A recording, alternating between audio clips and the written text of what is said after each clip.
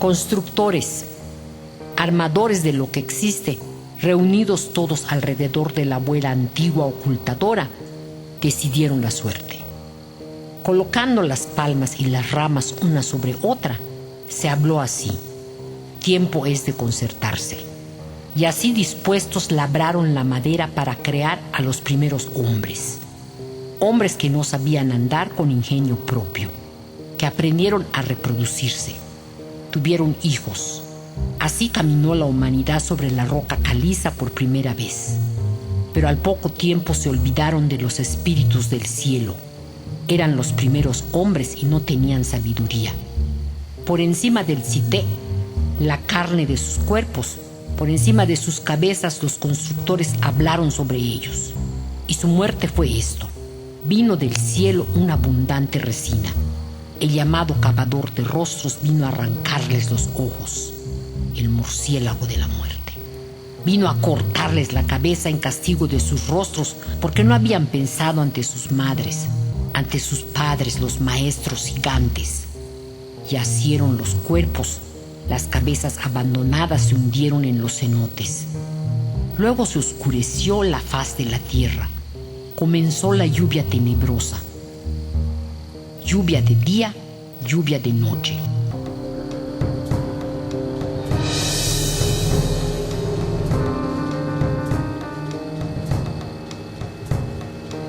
Los murciélagos pertenecen a la familia de los quirópteros y se caracterizan por ser los únicos mamíferos capaces de volar.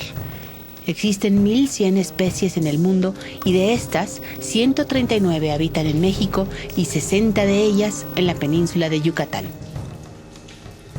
En Yucatán encontramos murciélagos representativos de todas las formas posibles de alimentación: insectívoros, frugívoros, carnívoros e incluso hematófagos, es decir, que se alimentan exclusivamente de sangre. La mayoría tienen una actividad nocturna o crepuscular, y cuando descansan durante el día necesitan un lugar seguro que les ofrezca protección del sol y la lluvia, así como de sus depredadores. Los murciélagos son vertebrados muy importantes en las selvas neotropicales, constituyendo entre 40 y 50% de las especies de mamíferos presentes en estos ecosistemas. Pero además desempeñan un papel ecológico vital como polinizadores. Muchas plantas tropicales dependen por completo de los murciélagos. Pues tienen bastantes propósitos, ¿no? Uno de ellos es la polinización de diferentes matas, árboles, y pues depende de la variedad, ¿no? El SOTS puede ser carnívoro, que se alimenta de sangre, o puede ser omnívoro a veces, y a veces son herbívoros. Tenemos 3 variedades, ya sería el vampiro, ¿no? Que tenemos también. Y el SOTS, hay uno que se alimenta exclusivamente de frutos, puede ser diversos, ¿no? Tenemos el nance, quizá lo conozcan, es un fruto amarillo redondito. Entonces es muy común que el SOTS se pase alrededor de las matas durante la tarde, la noche, tarde-noche, para alimentarse o también de las matas de guano. Los frutos, los SOTS suelen comerlos y pues en cuanto a enfermedades, no ha habido ningún caso por contagio de algún murciélago, pero sí se sabe que el guano, así se le llama el excremento, es nocivo para las personas porque tiene un alto contenido de químicos, pero pues nadie se pasa ahí tocándolo, ¿no? Entonces no ha habido, de ahí que no haya habido nadie. Pero sí es un animal muy bonito, sigiloso, su ecolocalización es impresionante, el cómo utiliza el sonido para poder moverse y las ondas sonoras para localizar a su presa. Es genial. Las polillas, pobres de ellas, se las come el SOTS. El culto a la figura del murciélago en el México prehispánico se remonta al menos a 500 años antes de Cristo. Abundan sus representaciones en piedra esculpida, urnas de cerámica, pinturas y códices. También se le relaciona al murciélago, o SOTS, como le llamaban los mayas, con poblaciones e incluso periodos calendáricos. Su imagen se encontraba directamente relacionada con el mundo subterráneo, con las fuerzas asociadas a la tierra, al renacimiento y a la muerte, por oposición a las ideas de luz, cielo y vida. Por otro lado, Camazotz, o murciélago muerte entre los mayas quichés, fue asociado a la decapitación, símbolo de la conquista de las pasiones, el paso de las sombras a la luz. Tiene muchas asociaciones con el inframundo. Yo usualmente lo he visto como guay, como nahual de alguien. Y también, por ejemplo, lo podemos ver en las esculturas de Copán. Pero rara vez se ve que estos murciélagos sean animales, ¿cómo decirlo? Son como murciélagos sobrenaturales. O sea, no son animales salvajes lo que se ve. Porque, por ejemplo, usan collares, usan joyería. Están antropomorfizados. Y muchos de los animales que se representan en el arte maya tienen esta característica, pero yo creo que es por las cualidades que los animales tienen en las tradiciones orales. O sea, en la tradición oral los animales hablan, se comunican, hacen cosas como la gente. Entonces, muchas veces los animales realmente no tienen esas capacidades. Y los mayas, para representar esto, les daban como cuerpo humano o ciertas características humanas, inclusive ropa en muchas ocasiones. Hay unas representaciones que usualmente acompañan a los murciélagos y otras criaturas de la noche, que son las luciérnagas. Entonces, las luciérnagas son muy curiosas porque sí tienen este cuerpo como de insecto, pero al mismo tiempo su cara es como una calavera. Y ellas sostienen un cigarro o una antorcha. Y esta antorcha pues es porque la luciérnaga brilla. Pero vemos cómo es esta asociación, ¿no? La luciérnaga brilla porque sostiene un cigarro. Y lo vemos también en Popol Vuh, cuando los héroes gemelos tienen que pasar su prueba del cigarro, del puro, del habano, como queramos llamarle. Ellos llaman a las luciérnagas para que se posen en el cigarro. Entonces hay siempre esta asociación, ¿no? Con el inframundo, el cigarro, el murciélago, la luciérnaga, el cien pies, todos estos animales que están en las cuevas. A través de este proceso, el alma humana, al igual que el murciélago, debía permanecer un tiempo en meditación, reconociendo en su pequeña luz su ceguera y privación de poder, para que cuando llegase la claridad a su espíritu, pudiera salir reconociendo quién era y quién estaba de su lado. Es por ello que el murciélago es una clara representación de transformación, muerte unida a la idea de renacimiento. Para los mayas, resultaba fascinante observar a un animal que desarrolla su vida en la noche al cobijo de la oscuridad. Así, en el mundo simbólico, pero también en la práctica diaria, el murciélago se convirtió en guía para entrar y salir de las cavernas, para caminar en la oscuridad. Esto lo convierte en el símbolo iniciático, en el símbolo del descubrimiento. La constelación del murciélago, cuya cabeza siempre está orientada hacia el lado más oscuro para poder mirar las estrellas, se dejaba ver en el cielo del 26 de julio al 22 de agosto. Y dentro de la cosmovisión maya, quienes nacían bajo las alas de esta constelación, se les veía como poseedores de un espíritu curioso, cargados de energía vital, lo que les hacía ser aventureros y activos, con habilidades para resolver conflictos, capaces de guiarse por sus sentires y sus presentimientos, por lo que desarrollaban una gran atracción hacia aquello cargado de misticismo. El murciélago posee un fuerte instinto grupal. Es capaz de organizar y trabajar en una meta, pero también puede sentirse incomprendido y lleno de dudas.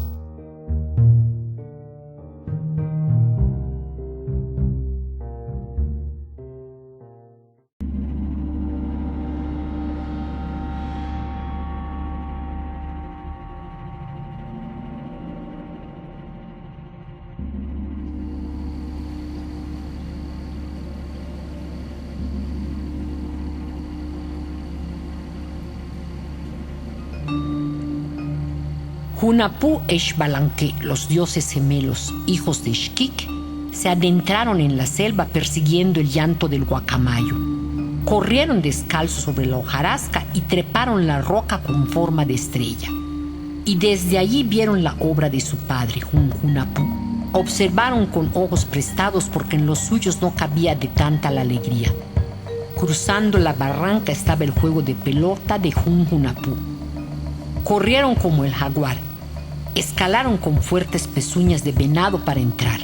Untaron sus manos de salvia de los árboles más fuertes. Ajustaron sus cinturones para iniciar con el juego mientras se ponía el sol por el oeste. Entonces surgieron los señores de Xibalbá por conocer la obra de su padre. Como habitantes de lugares oscuros, los murciélagos se constituyeron en guías naturales a un mundo extenso de cuevas que a manera de túneles regaló a los antiguos habitantes del Mayab y aún a los modernos refugio y contacto con las entrañas de la tierra. La península de Yucatán es una planicie kárstica tropical sujeta a intensa disolución debido a una larga secuencia de eventos geológicos y geomorfológicos. La combinación de alta precipitación pluvial, temperatura y vegetación, sumada a la mezcla de agua dulce y salada en el interior del macizo rocoso, dieron pie a la formación de dolinas y a los sistemas de cuevas más grandes del mundo. El sistema de cuevas en la península de Yucatán alcanza cientos de kilómetros.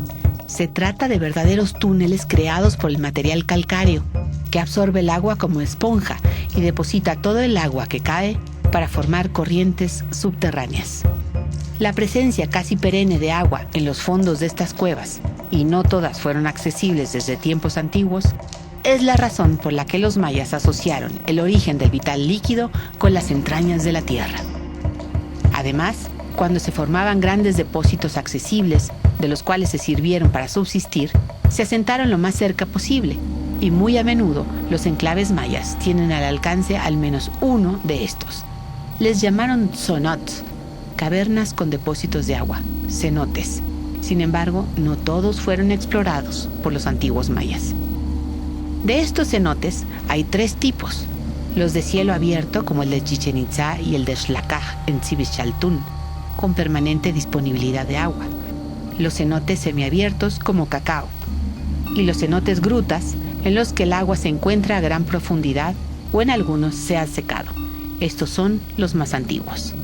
Tapizan la región y se calcula que existen de 7.000 a 8.000 solamente en Yucatán. Es en el extremo noreste de la península donde se encuentran una infinidad de cenotes que permitieron el desarrollo de la población desde tiempos tempranos, es decir, preclásicos.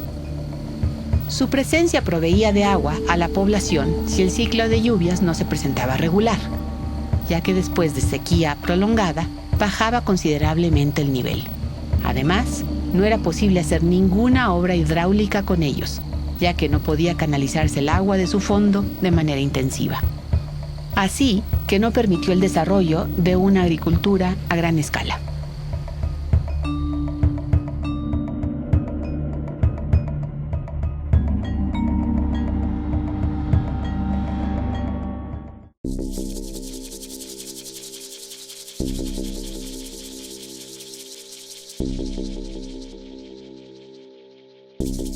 La relación de la cultura maya con los cenotes es compleja, ya que ciertamente ofrecía agua de manera permanente, pero con una exigencia por delante.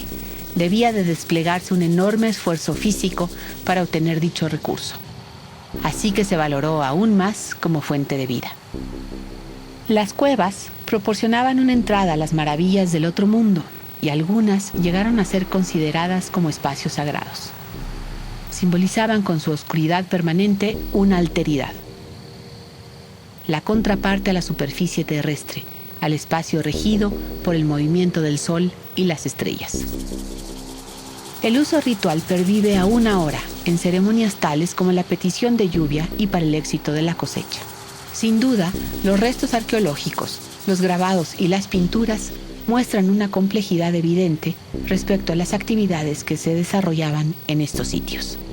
Lo que sí es cierto es que se conectaban con el acceso al agua.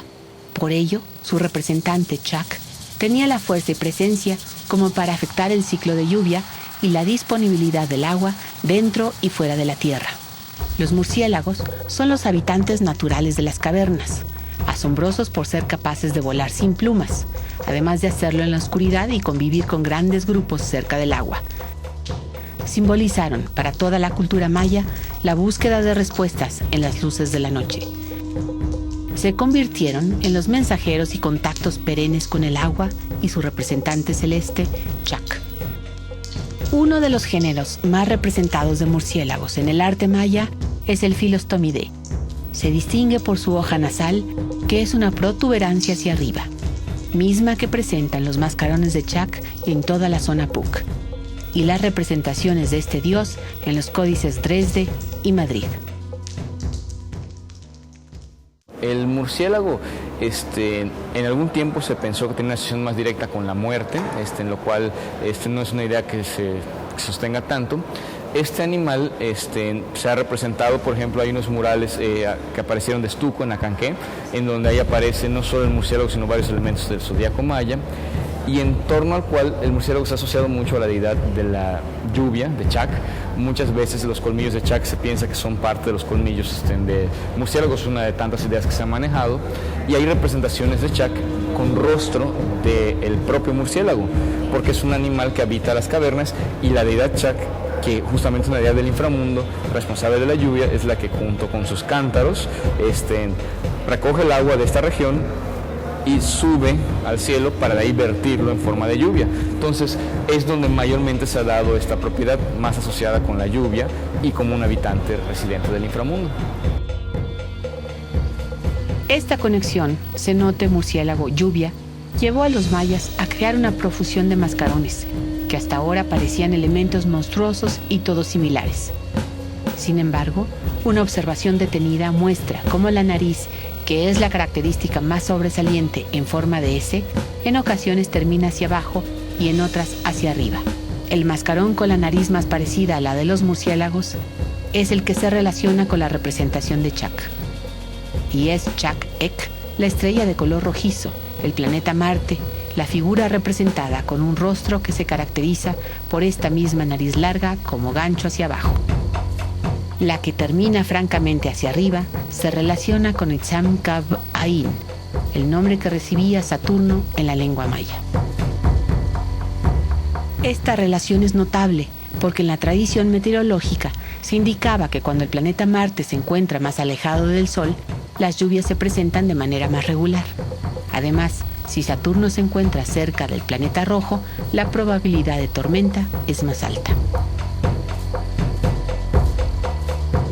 Se ha quedado claro que la necesidad primordial de subsistencia es el abastecimiento natural de agua.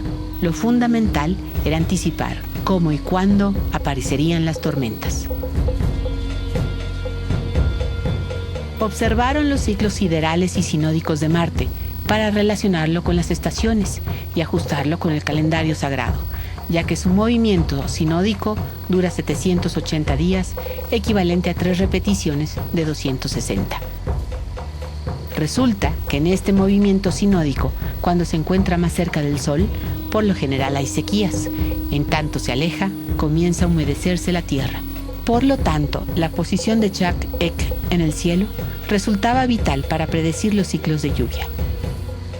Entonces, los mascarones se representan en todos los edificios mayas como elementos biológicos, que por resonancia plantean la búsqueda primordial de toda esta cultura para adaptarse a un clima tan caprichoso y enigmático en cuanto a sus ciclos de lluvia. Por esta razón, los mascarones son en realidad composiciones de diversos indicadores astronómicos, que corresponden a todos los cuerpos celestes que tuvieran relación con la lluvia: el Sol, la Luna, Marte, Saturno, Venus y las bandas celestes. Con estos indicadores, los ajquines mayas podían predecir las buenas temporadas de lluvia. En consecuencia, y como regente del indicador del ciclo del agua, había que tomar acciones concretas para provocarlas, sobre todo en la zona del Mayab, donde estas son escasas. Para calmar la rabia de los señores de Xibalbá, fueron obligados a hundirse en el inframundo. Recorrieron la oscuridad resbalosa, el frío calizo, el manto del río que lleva a los muertos mientras son devorados por los peces, y tuvieron que detener su paso y callar el sueño en casa de los murciélagos, en donde los alados los embestían, y miraron desesperados para llamar el día, pero ellos regresaron y arrancaron de un solo golpe su cabeza.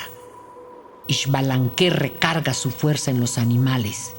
Uno a uno traen algo que pueda servirle, hasta que el coatí trae en el hocico una calabaza grande, tan grande que en ella talla una nueva cabeza para que su hermano renazca, para que puedan abandonar Xibalbá para que la oscuridad sea un sueño y puedan asomar sus ojos al día.